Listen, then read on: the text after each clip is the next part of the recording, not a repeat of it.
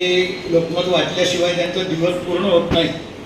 मी बी रोज सकाळी पहिला पेपर घेतो तो लोकमत आहे, कारण मला बी कळतं नंदुरबार मध्ये कुठं फॉल्ट आहे, कुठं काय आहे। लाईट अगर किधर बंद आहे तो मनोज जी मी तुझे कॉलम पास माझ्या शिपायाला सूचना दिली आहे, मी इसका फोटो निकालने का म्युनिसिपालिटी के सीओ को भेजने का, कारण तुमच्या याच्यामध्ये प्रत्येक ठिकाणी बातम्या येतात, ते आम्हाला दिशा देणाऱ्याच येतात। असं काय आमच्यावर टीका नाही, आमच्यावर टीकेचा वेळ गेला।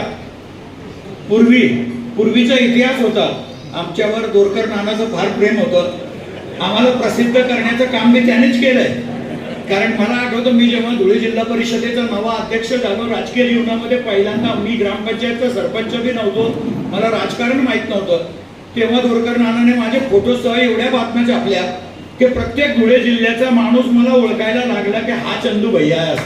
कारण माझ्या अतिक्रमणामध्ये ऑफिस होतं आणि त्या ऑफिसचे एपिसोड त्याने चालवले होते।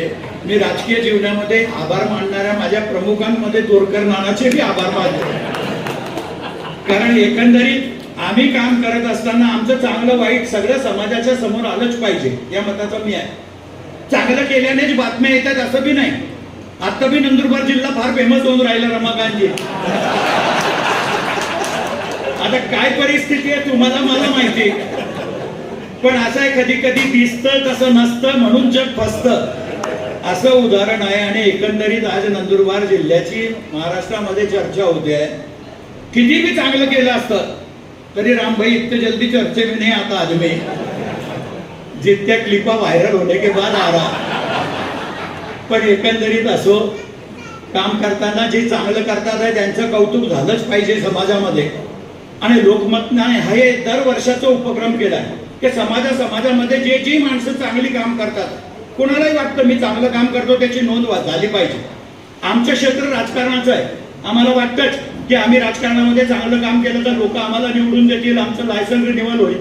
पण जे समाजसेवेचं काम करतात, ज्यांना कधी निवडणूक लढायची नाहीये, पण त्यांचं सुद्धा कौतुक कुठल्या व्यासपीठावर व्हायलाच पाहिजे, आणि ते व्यासपीठ आहे लोकमत। याचं मी खऱ्या अर्थानं मनापासून अभिनंदन करतो। एक चांगला उपक्रम आपण राबवतात।